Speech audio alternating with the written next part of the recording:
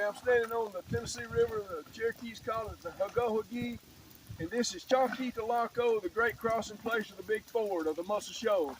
This is what we refer to as the Elk River Shoals. Melton's Bluff was at the head of the shoals. That was what Andrew Jackson bought from David Melton on November 22nd, 1816, because he thought it would be an important, very important town in North Alabama. Andrew Jackson was the President Andrew Jackson was the first white landowner in Lawrence County, Alabama. And his home, his place, he named it Marathon because he liked racing horses. And he called the plantation the Muscle Shoals Plantation. He also had a plantation at the Hermitage. But anyway, he sold that plantation in 1827.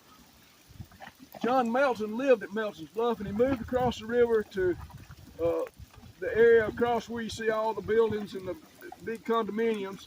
And that place became known as Lucy's Branch. Lucy was thought to be the daughter of one of Melton's sons and a black slave of John Melton. He owned 60 slaves.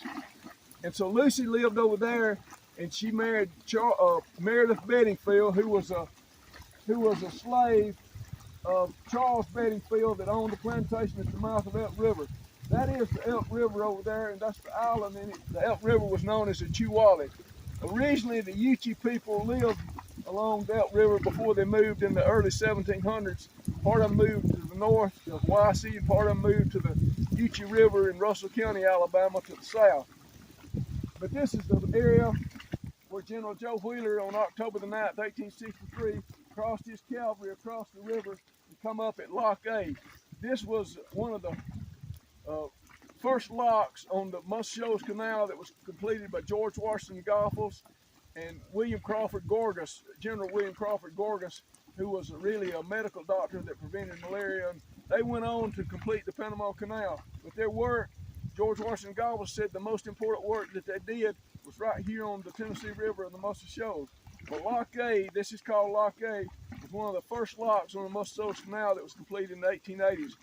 Prior to that, there was another canal that was built in the 1830s on the Big Muscle Shoals, which is on down the river.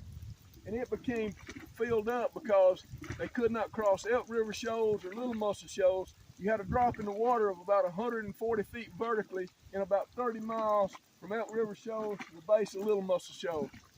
But anyway, that island was an Indian site and is an Indian burial ground that's washing out in the river, been washing out for many, many years into the river. But all along this river was Indian villages prior to the Turkeytown Treaty of 1816. Is that enough?